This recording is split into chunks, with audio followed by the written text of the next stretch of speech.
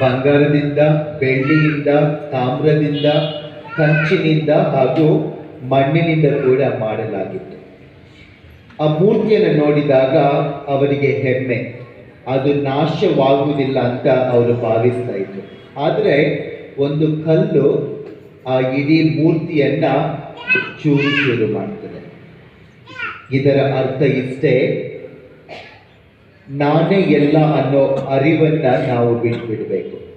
ನಮಗೆ ಇರೋ ಅಧಿಕಾರ, ನಮ್ಮಲ್ಲಿರೋ ಆಸ್ತಿ, ಅಂತಸ್ತು ಏನೇ ಇರಲಿ ಅದು ಶಾಶ್ವತ ಅಲ್ಲ, ಅದು ಕೆಲವು ದಿನಗಳಿಗೆ ಮಾತ್ರ. ನಾವು ಕೆಲವರನ್ನ ನೋಡ್ತೇವೆ, ಅಧಿಕಾರ ಶಾಶ್ವತ ಅಂತೇಳಿ ಭಾವಿಸ್ತಾರೆ. ಹಣ, ಆಸ್ತಿ, ಮನೆ ಇದೆಲ್ಲ ಶಾಶ್ವತ ಅಂತೇಳಿ ಏನೋ ಒಂದು ರೀತಿಯಲ್ಲಿ ಬದುಕ್ತಾರೆ. ಅವರಿಗೆ ಇಂದು ಮೊದಲನೇ ವಾಚನ ಕಲಿಸೋ ಪಾಠ ಇಷ್ಟೇ, ಯಾವುದು ಕೂಡ ಶಾಶ್ವತ ಅಲ್ಲ, ಒಂದಲ್ಲ ಒಂದು ದಿನ ಎಲ್ಲ ನಾಶ ಆಗ್ತದೆ. ಟೈಟಾನಿಕ್ ಬಗ್ಗೆ ಕೇಳಿದ್ದೀರಾ? ಟೈಟಾನಿಕ್ ಶಿಪ್, ಹಡಗು, ದೊಡ್ಡ ಹಡಗು. ಆ ಹಡಗನ್ನು ನೋಡಿದಾಗ ಎಲ್ಲರೂ ಕೂಡ ಭಾವಿಸ್ತಾ ಇದ್ರು, ಈ ಹಡಗು ಏನೇ ಆದ್ರೂ ಕೂಡ ನಾಶವಾಗುವುದಿಲ್ಲ, ಅದು ಶಾಶ್ವತ ಅಂತೇಳಿ. ಆದರೆ ಟೈಟಾನಿಕ್ ಫಿಲ್ಮ್ ನೋಡಿದ್ದೀರಲ್ವಾ,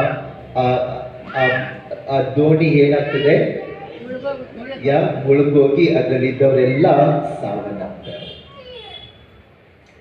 ಇದರ ವಿಷಯ ಇಷ್ಟೇ, ನಾವು ಯಾವುದರ ಬಗ್ಗೆ ಕೂಡ ಹೆಚ್ಚು ತಲೆ ಕೆಡಿಸ್ಕೊಳ್ಬಾರ್ದು, ಎಲ್ಲ ಕೂಡ ಶಾಶ್ವತ ಅಂತ ಭಾವಿಸಬಾರ್ದು.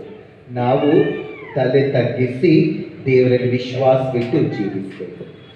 ಇದರ ಶುಭ ಸಂದೇಶದಲ್ಲಿ ಯೇಸು ಸ್ವಾಮಿ ಜೆರೂಸಲೇಮ್ ಮಹಾದೇವಾಲಯದ ಬಗ್ಗೆ ಹೇಳ್ತಾರೆ.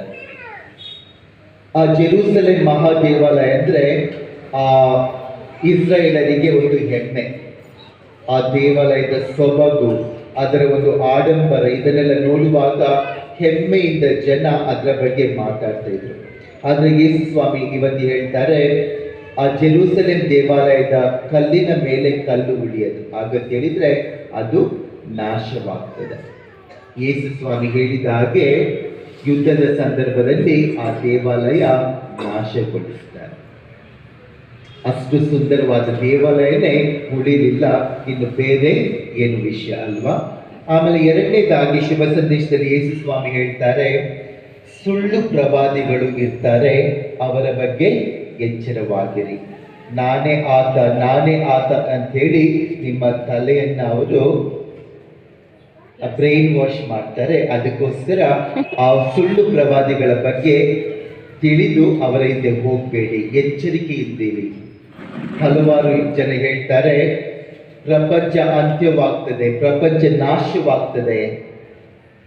ಇದೆಲ್ಲ ಸುಳ್ಳು. ಯಾಕಂತ ಹೇಳಿದ್ರೆ ಪ್ರಪಂಚ ಯಾವಾಗ ನಾಶವಾಗ್ತದೆ ಅಂತ ದೇವರಿಗೆ ಮಾತ್ರ ಗೊತ್ತು ಅಂತೇಳಿ ಶುಭ ಸಂದೇಶ ಹೇಳ್ತದೆ. ಅದಕ್ಕೋಸ್ಕರ ಯಾರಾದರೂ ಪ್ರಪಂಚ ನಾಶವಾಗ್ತದೆ, ಹಾಗಾಗ್ತದೆ, ಹೀಗಂತ ಹೇಳಿದ್ರೆ ಅವರನ್ನ ನಂಬಬೇಡಿ. ಪ್ರಪಂಚ ನಾಶವಾಗ್ತದ?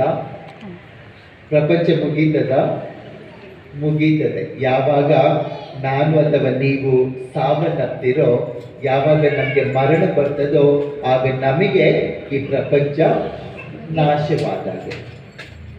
ಅದಕ್ಕೋಸ್ಕರ ಪ್ರಪಂಚ ಇವತ್ತು ನಾಶವಾಗ್ತದೋ, ನಾಳೆ ನಾಶ ಆಗ್ತದೋ ಅಂತೇಳಿ ಭಾವಿಸುವುದರ ಬದಲು ಇರೋ ದಿವಸಗಳನ್ನ ಚೆನ್ನಾಗಿ ಕಳೆಯಿರಿ. ಕುಟುಂಬಸ್ಥರ ಜೊತೆ ಅನ್ಯೋನ್ಯವಾಗಿರಿ, ಸಂತೋಷವಾಗಿರಿ.